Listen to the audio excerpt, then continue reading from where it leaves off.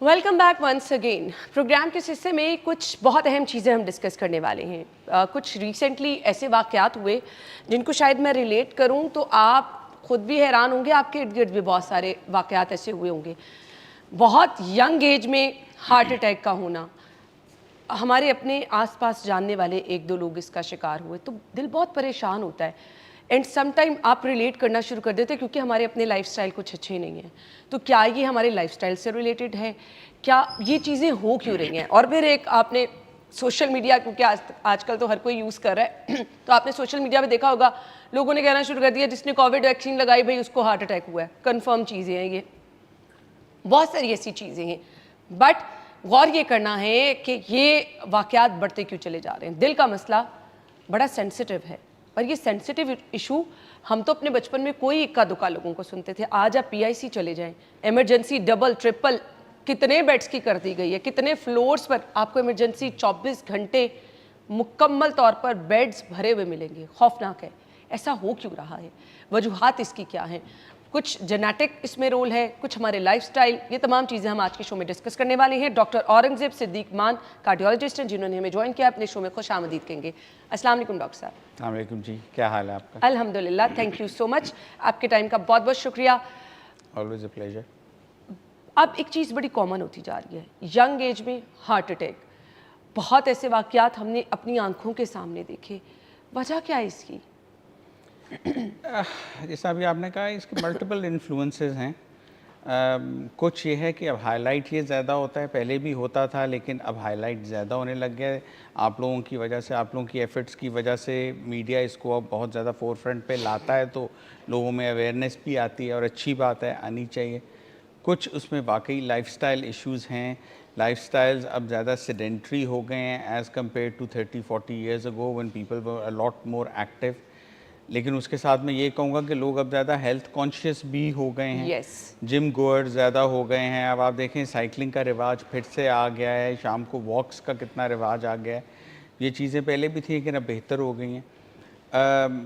साथ ही हमारा जो स्मोकिंग का एक कल्चर है जिसमें कि शीशा स्मोकिंग भी आ जाती है, वेपिंग भी आ जाती है और कन्वेंशनल सिगरेट स्मोकिंग भी आ जाती है। अब शीशा स्मोकिंग जो है गवर्नमेंट ने राइटली बैन की है। It is actually 8 times more harmful than conventional cigarette smoking. इतनी ख़तरनाक है, मतलब 8 गुना ज़्यादा ख़तरनाक है शीशा स्मोकिंग। और यंगर जनरेशन सब आप देखते हैं कि बड़ा कॉमन है उनमें। पब्लिक प्लेसेस में बैन हो गई है लेकिन प्राइवेटली तो इट्स स्टिल गोइंग ऑन। इसी तरह वेपिंग का भी हर बच्चे के हाथ में है वो तो। जी बिल्कुल। अब वेपिंग का भी इसी तरह इम्पैक्ट है, उतना ही खतरनाक है। Lesser to a lesser extent, कम है लेकिन है। सो ये चीज़ें, फिर रिक्रिएशनल ड्रग यूज़ बहुत आ गया है। मैं गुलबर्ग में प्रैक्टिस करता हूँ, वो एक एफ्लुएंट सोशियो इकोनॉमिक एरिया है। ऑलमोस्ट हर हफ्ते मैं ऑलमोस्ट क्या डेफिनेटली एवरी वीक 2 या 3 youngsters in their 20s and 30s में देखता हूँ जो कि हार्ट डिजीज़ के साथ आते हैं, यू नो। सो ये चीज़ें इंटरनेशनली बढ़ गई हैं। मैं इंग्लैंड में भी करता हूँ प्रैक्टिस, तो वहाँ पे भी हमने ये देखा है कि ये रिवाज अब रिक्रिएशनल ड्रग यूज़ का और वेपिंग का बहुत ज़्यादा हो गया है। तो उस वजह से ये चीज़ आपको इंटरनेशनली नज़र आ रही है, ये सिर्फ हमारा प्रॉब्लम नहीं सो है। यंग एज में हार्ट अटैक होने की एक बड़ी वजह ये है। जी। हार्ट अटैक एकदम से हुआ, बड़ा फिट बंदा था 30 साल का, एकदम से हार्ट अटैक हुआ, उसकी डेथ हो गई। क्यों? क्या ऐसा हुआ? एक तो ऑब्वियसली ये जिस हमने ये बातें डिस्कस की इस वजह से है। अब जिस for example recreational drug use की मैं बात करूँ, कोकेन यूजेज जो है ये बड़े सिवियर हार्ट अटैक्स करती है और बहुत रैपिडली करती है। अभी यूज़ किया 2 घंटे बाद हो गया। ओहो। सो ये बहुत है। अच्छा, फिर एट द सेम टाइम एक चीज़ जो एक मिसकंसेप्शन है जो आई थिंक थोड़ा सा I would like to clarify, कि सडन डेथ का मतलब ये नहीं है कि हार्ट अटैक है। मोस्टली केसेस में हमारे यहाँ कह दिया जाता है कि डेथ क्यों हुई जी, कार्डिक अरेस्ट हो गया। अब वो हम इंग्लैंड में अगर कार्डिक अरेस्ट लिख के भेजें तो जो वो है कॉरोनर है या डेथ रजिस्ट्री ऑफिस है, वो डेथ सर्टिफिकेट वापस कर देता है। वो कहते हैं कार्डिक अरेस्ट तो मैकेनिज्म है डेथ का, कॉज ऑफ डेथ क्या है वो ओके। बताओ। सो कार्डिक अरेस्ट वो मैकेनिज्म है जिससे डेथ होती है, लेकिन कार्डिक अरेस्ट की कॉज हार्ट अटैक भी हो सकता है लेकिन उसके अलावा भी हो सकता है। आपका बहुत सिवियर इन्फेक्शन हो, जो कि पेशेंट्स आईसीयू में होते हैं, जिनको इंजेक्शंस एंटीबायोटिक्स के दिए जा सकते हैं, जा रहे होते हैं, उनको कार्डियक अरेस्ट हो सकता है।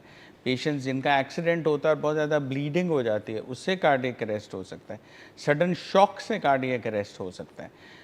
वो जो लोग जिनकी एकदम डेथ होती है, उसमें हमें ऑटोमेटिकली एज्यूम नहीं करना चाहिए कि ये हार्ट अटैक है, और उसमें I would ask the government के थोड़ा सा रेगुलेशन को चेंज करें कि कॉज ऑफ डेथ जो है वो डिफाइन होनी चाहिए। Cardiac arrest cause of death नहीं है, cardiac arrest mechanism of death है। ओके, यानी दोनों में डिफरेंस है। हम हार्ट अटैक और कार्डियक अरेस्ट को दोनों को डिफरेंट दोनों चीजें हैं। Exactly. आपको जो एक पता चलता है कि बड़ा हेल्दी बंदा था और उसको एकदम से वो कहते हैं जी हार्ट अटैक हुआ, कार्डियक अरेस्ट होता है, और उसमें कोई ट्रॉमा भी हो सकता है, बिल्कुल, उसमें कोई परेशानी भी, एकदम बंदे को कुछ ऐसा बड़ा सदमा हो सकता है कि उसकी डेथ हो गई। जी बिल्कुल। I mean sudden bad news, okay, you know, किसी को सडन पर्सनल लॉस हुआ है, फाइनेंशियल लॉस हुआ है, anything, shock, fear, you know, उससे लोगों को हो जाता है, तो that is very much possible. वो अक्सर नौजवानों को मोहब्बत में नाकामी पे भी हो जाता है। ऐसे हमने सोशल मीडिया दिल की बातें हैं, बिल्कुल बिल्कुल बिल्कुल। तो ये वैसे रियलिटी आजकल ऐसा कम हो रहा है, लेकिन होता है। खैर, हार्ट अटैक या फिर दिल के कोई भी अमराज स्लोली प्रेजेंट कैसे करना शुरू करते हैं, जिनको हम इग्नोर कर रहे होते हैं, कुछ ऐसे सिम्टम्स जो कि अलार्मिंग हैं बट हम इग्नोर कर देते हैं। आई am glad you brought this up, because इस बारे में भी एक दो चीज़ें हैं जो कि ग्लोबली लोगों में एक क्लैरिटी गवर्नमेंट्स क्रिएट करने की कोशिश कर रही हैं। आम तौर पे सोचा जाता है कि हार्ट अटैक होगा तो छाती में बहुत दर्द होगी, बहुत घुटन होगी, मरीज बहुत घुटन नहीं, दर्द होगी, और मरीज़ बिल्कुल दर्द से तड़प रहा होगा या मरीज़ बेहोश हो जाएगा। बिल्कुल ये सब हो सकता है, लेकिन वास्ट मेजॉरिटी ऑफ केसेस में, तकरीबन 60 to 70% इफ़ नॉट हायर, उनमें दर्द नहीं होती, मरीज़ बिल्कुल नहीं तड़पता, मरीज़ बिल्कुल नहीं बेहोश होता। मरीज़ हमारे सामने बैठा हुआ कह रहा होता है कि मुझे ऐसे फील हो रहा है डॉक्टर साहब जैसे मेरी छाती पे बोझ है, मुझे छाती में घुटन महसूस हो रही है। एज अ कार्डियोलॉजिस्ट जब मेरे सामने मरीज़ बैठ के कहता है मुझे छाती में दर्द है, मेरे जो इमीडिएट रिएक्शन होता है वो ये होता है कि ये हार्ट अटैक नहीं है। लेकिन अगर वो मुझे मेरे सामने बैठ के कहे कि डॉक्टर साहब मुझे छाती में घुटन महसूस हो रही है, तो मैं कहता हूँ इसकी फ़ौरन ECG करवाओ।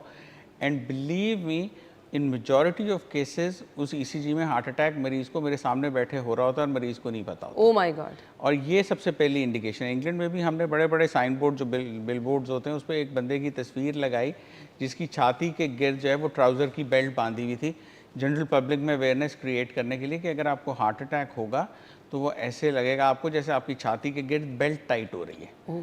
मरीज़ कहते हैं डॉक्टर साहब बस घुटन है, खुल के सांस नहीं आ रहा। एक बहुत बड़ा सटल सा ये साइन होता है, और मरीज़ सोचते हैं बदहज़मी है, दूध पी लो, ज़रा लेमन सोडा पी लो, ठीक हो जाएगा, डिस्प्रिन की गोली खा लो। मतलब वो ब्रश साइड कर दिया जाता है। और even I can narrate episode, I don't want to take too much of your time, even cardiologist England में जो हैं उनके साथ खुद हुआ है कि उनको घुटन हो रही थी एंड दे डिडंट रियलाइज़ कि ये हार्ट अटैक है। ये जो घुटन का फैक्टर है ना, ये बड़ा इंपॉर्टेंट, ये सबसे मेजर सिम्टम है। अगर ये फील हो रहा है किसी को, तो खुदारा इस चीज़ को इग्नोर ना करें, ये बहुत ज़्यादा खतरनाक हो सकता है। एंजियोग्राफी क्या है और लोग डरते क्यों हैं कराने से? That's a good point. Angiography जो है इट इज़ अ टेस्ट। पहली बात तो ये इलाज नहीं है। बिल्कुल जैसे आपको बुखार होता है, आप जाके लेबॉर्ट्री से खून का टेस्ट करवा लेते हैं, उससे आपको पता लगता है कि मसला क्या है, उससे आपका इलाज नहीं होता। So first of all it's a test. Okay. और ये बड़ा सिंपल टेस्ट है, बड़ा सेफ टेस्ट है। लोग घबराते इसलिए, लोग कहते हैं वो दिल का टेस्ट है, दिल में नालियाँ डालेंगे, दिल में पता नहीं क्या क्या करेंगे। ये बहुत सेफ टेस्ट है। कट वगैरह लगाया जाता है कोई? नहीं, बल्कि ये भी एक अच्छा कि आपने जिक्र कर दिया। हम जब एंजियोग्राफी कर रहे होते हैं तो आई एश्योर यू कि हमारी जो ट्रॉली है जिस पे सारा एंजियोग्राफी का सामान सेट किया जाता है, उसमें ब्लेड होता ही नहीं है। ओके। मतलब ज़रूरत ही नहीं है। अब इतनी फाइन इक्विपमेंट आ गई है, हमने जो एक ट्यूब पास करनी होती है अंडर द स्किन, वो इतनी फाइन है कि वो खुद ही स्लिप इन कर जाती है। Okay. You don't have to, बहुत रेयर केसेस में हमें कट लगाना पड़ता है। पेशेंट को एनेस्थीसिया दिया जाता है? नहीं, पेशेंट होश में होता है, बिकॉज जिल्द के नीचे एक बार हम चले जाएं तो वहाँ पे दर्द का पहलू अल्लाह ताला ने रखा ही नहीं है। मरीज को पता ही नहीं लगता। हम सिर्फ जिस एरिया से जाते हैं उस एरिया को सुन करते हैं। ओके। वो हार्डली 1 सेंटीमीटर का छोटा सा एरिया होता है। 4 से 5 मिनट में एंजियोग्राफी हो जाती है। बहुत सेफ है, बल्कि इसकी जो सेफ्टी है वो हम ये कहते हैं कि it is safer than actually flying in an aircraft. सब लोग जहाज पे उड़ते हैं. Your chances of dying as a result of angiography is less than your chances of dying in an air crash. So aircraft crash होने में आपकी death का चांस ज़्यादा है. अब कितने जहाज क्रैश होते हैं?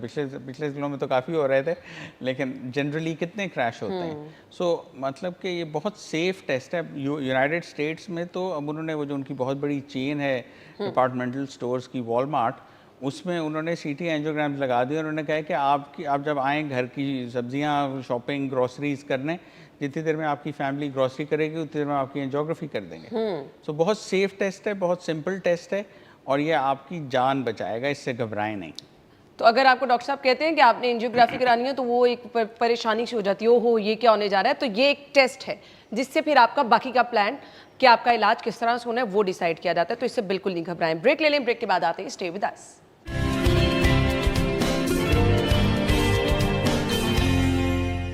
Welcome back once again. अच्छा, हमने ना आपके लिए आज का शो इसलिए डिज़ाइन किया है कि आप अपनी लाइफ को थोड़ा सा रिलेट करें कि आप अपने साथ क्या करें. डॉक्टर साहब, हमारी कुछ ग़िज़ाएँ भी ऐसी हैं जो हमें इस तरफ लेके जाती हैं कि हम अपने साथ खुद ये प्रॉब्लम करें कि हमें दिल का मसला हो जाए. कुछ 5 ऐसी ग़िज़ाएँ जो बहुत ख़तरनाक है, सबको रोकनी है. जी हैं. आई वुड नॉट से कि ये खाएंगे तो आपको हार्ट अटैक हो जाएगा और ये खाएंगे तो नहीं होगा. कोई एब्सोल्यूट्स नहीं है. ह्यूमन बॉडी में बहुत वेरिएशंस हैं, लेकिन जनरली जो फैटी फूड्स हैं वो जो हैं they have been implicated as a cause of the heart attack. Fatty foods में क्या क्या आ जाता है? उसमें आपकी तले हुए जितनी चीज़ें हैं, तली हुई, आपके कबाब, तले हुए शामी कबाब और चपली कबाब से लेके आपके फ्राइड चिकन तक, जो सब बड़े शौक से खाते हैं, तली हुई चीज़ें वो. फिर आपकी बेकरी प्रोडक्ट्स, जिसमें कि क्रीम प्रोडक्ट्स बेकरी की आती हैं, जो ब्रेड है या केक रस्क है या इस तरह की चीज़ें, वो नहीं, लेकिन जो बेकरी प्रोडक्ट्स जिसमें कि केक्स, पैटीज़, पेस्ट्रीज़, वो बहुत ज़्यादा इम्प्लिकेट होती हैं हार्ट डिज़ीज़ में. इसी तरह होटल के खाने. अब होटल के जो अब जाएंगे वो यूजुअली उनका फ़ैट कंटेंट, ऑयल कंटेंट बहुत ज़्यादा होता है.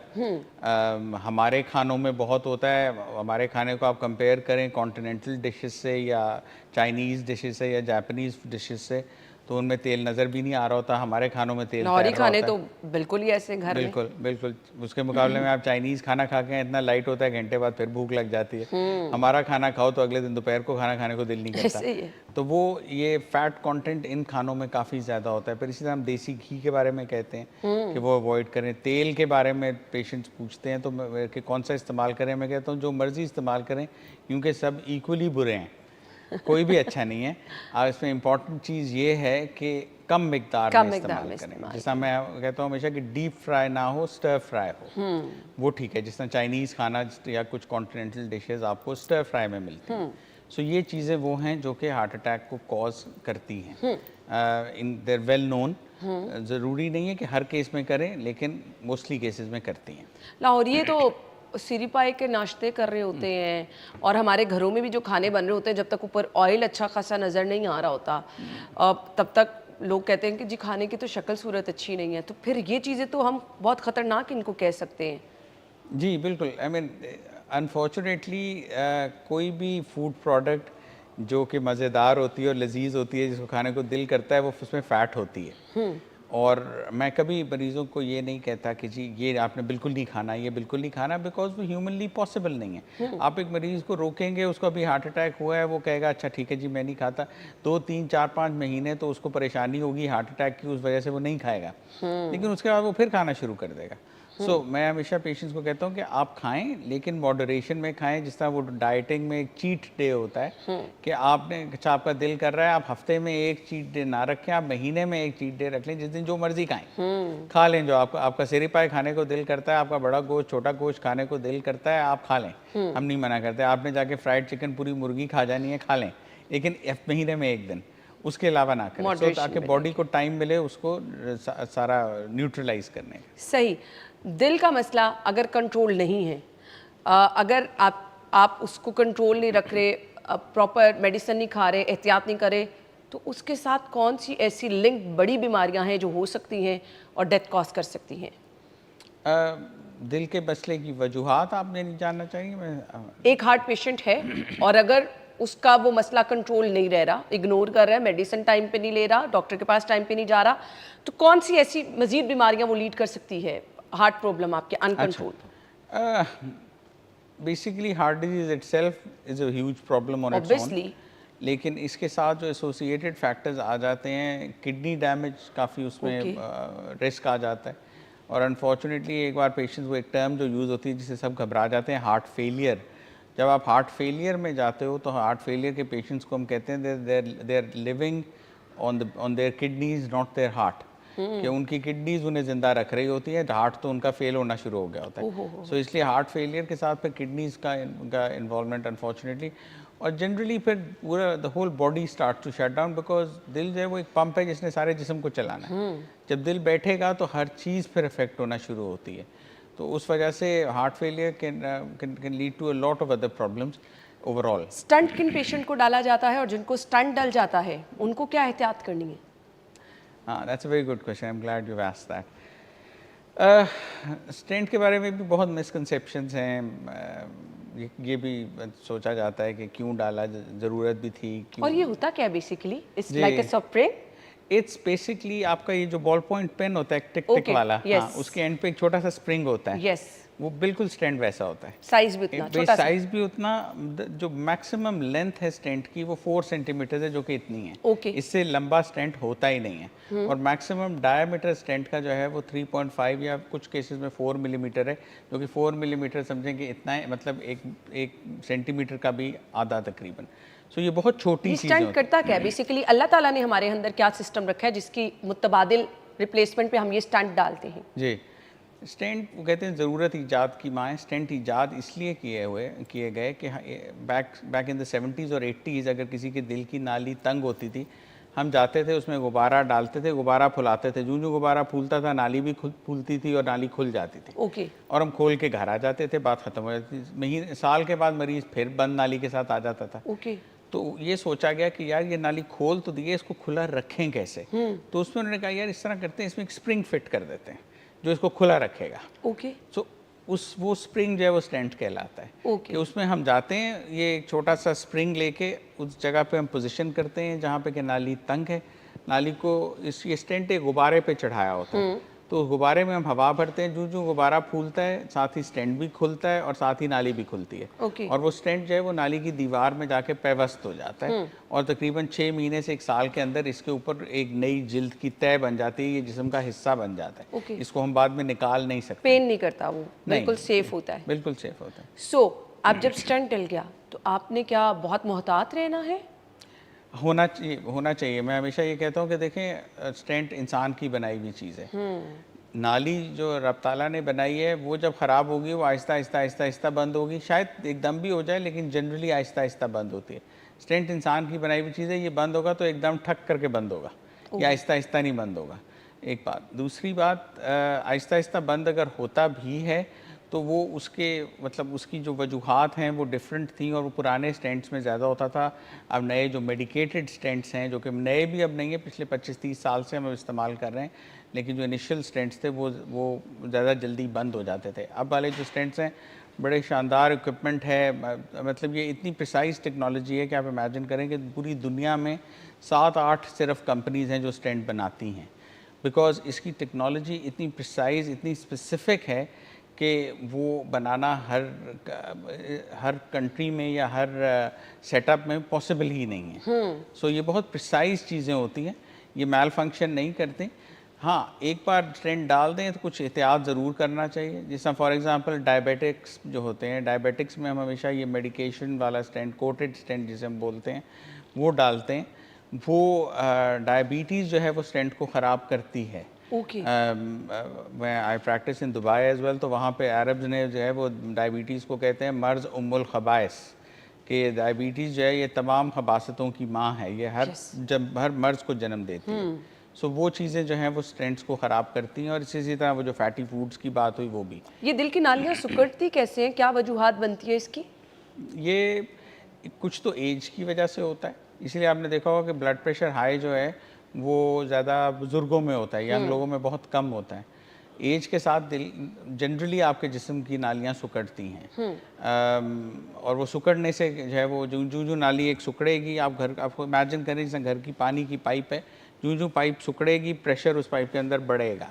सो इसी तरह ये जिस्म की नालियाँ जो सिकुड़ती हैं उससे प्रेशर भी बढ़ता है, और उससे फिर बाकी डिजीज़ हाई ब्लड प्रेशर की वजह से जो होती हैं वो होती हैं। सो दिल की नालियाँ सिकुड़ती क्यों हैं? कुछ एज रिलेटेड है, कुछ कोलेस्ट्रॉल की वजह से हो जाता है, कुछ स्मोकिंग की वजह से हो जाता है, कुछ अगर आपको किडनी के फेलियर हो या लिवर डिजीज़ हो उसकी वजह से भी हो जाता है। सो मल्टीपल रीजंस हैं इसकी, और कोई एक रीज़न अलोन नहीं करती इसको, ये सारी चीज़ें कंट्रीब्यूट करती हैं। कोलेस्ट्रॉल के मरीज़, फैटी लिवर के मरीज़ जिनको ये मल्टीपल इशू हैं, तो उनको रिस्क फैक्टर है कि दिल का मसला हो सकता है, उन्हें अपने इन इश्यूज़ को कंट्रोल रखना है, प्रॉपर डॉक्टर के पास जाना है ताकि ये मसला जो है उनका टाइमली जो है वो हल हो सके, अदरवाइज़ बड़ा मसला जो है वो हो सकता है। एहतियात, जी, क्योंकि हम कहते हैं ना prevention is better than cure, एक मैसेज आपका चाहिए देखने वालों के लिए। one of the messages would be prevention is better than cure, to be honest with you. लेकिन मैं जो मोर स्पेसिफिक मैसेज दूंगा जिससे I hope I can address some of the concerns in the society, ये जो मैंने angiography के बारे में बात की उसके ऊपर मैं मैसेज दूंगा कि एंजियोग्राफी एक बहुत मुफीद और एक बहुत सेफ टेस्ट है, इससे घबराइए नहीं, ये आपकी जान बचाती है। चलें जी, इसी नोट पे हम आपसे इजाज़त चाहेंगे। ज़रूर अगर आपके साथ कोई ऐसे इशू चल रहे हैं, क्योंकि हमने एक अलार्मिंग सिचुएशन भी डिस्कस किया, जैसे डॉक्टर साहब ने बताया चेस्ट में अगर आपके बहुत ज़्यादा फील हो रहा है कि जैसे कुछ दबाव सा हो रहा है, तो लाजमी तौर पर फौरी तौर पर डॉक्टर के पास जाए और बड़े मसले से बचे। थैंक यू सो मच, आपके टाइम का बहुत शुक्रिया। हमें इजाज़त दीजिए, अल्लाह हाफ़िज़।